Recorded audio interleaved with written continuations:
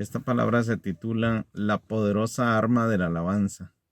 Y en las citas que voy a mencionar, yo quiero que usted note el poder y los resultados que se dan cuando uno vive en una atmósfera de alabanza y adoración. A veces uno está bajo espiritual, hay que alabar a Dios. Está uno enfermo, hay que alabar a Dios. Está en problemas, hay que alabar a Dios, porque en medio de la alabanza, Dios muestra su gran poder. Vea, una cita como Hechos 16:25. Pablo está en la cárcel, Silas está en la cárcel, habían pasado un día muy duro, estaban golpeados, heridos, con hambre. Dice que a medianoche cantaban himnos a Dios.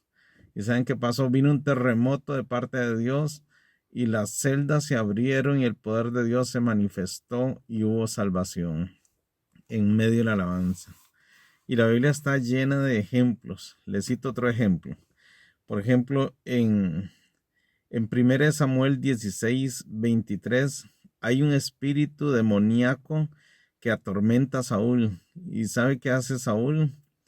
Aconsejado por sus conocidos, sus allegados, llaman a David, que sabe tocar bien el arpa. Y cuando David empieza a adorar a Dios en presencia de Saúl, el espíritu no soporta y se va, y Saúl tiene alivio, porque en la alabanza solo Dios está. Satanás no tiene acceso a ese nivel de gloria. Entonces huye. Vea la ventaja que tiene adorar al Señor, alabar al Señor.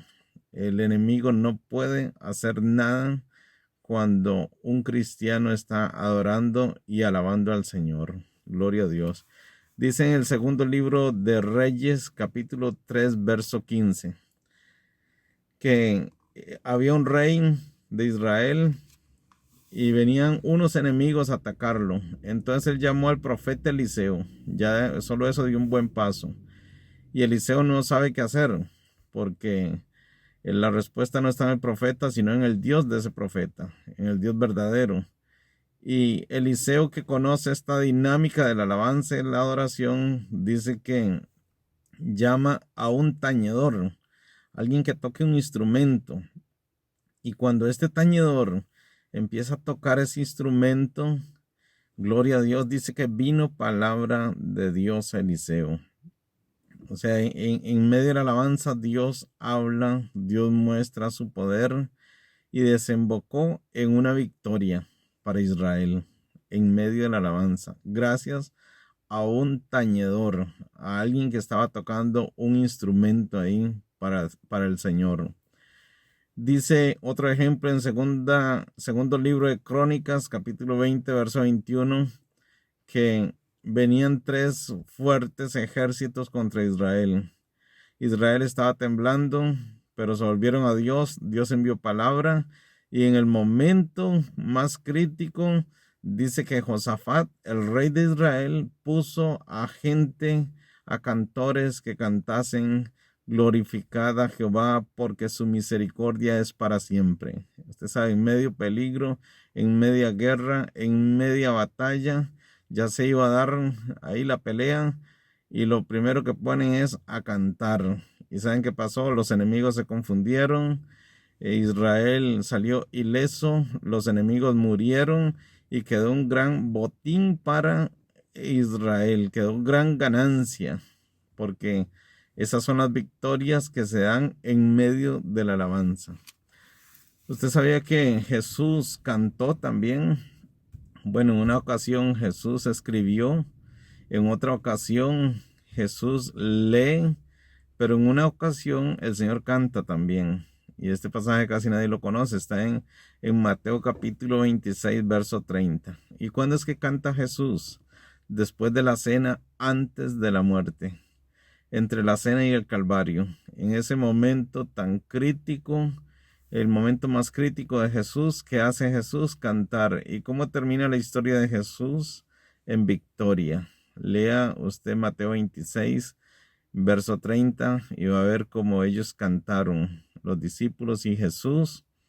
Y lo que cantaban era el Salmo 113, el Salmo 113 y el 14 al inicio de la cena, esa era la costumbre.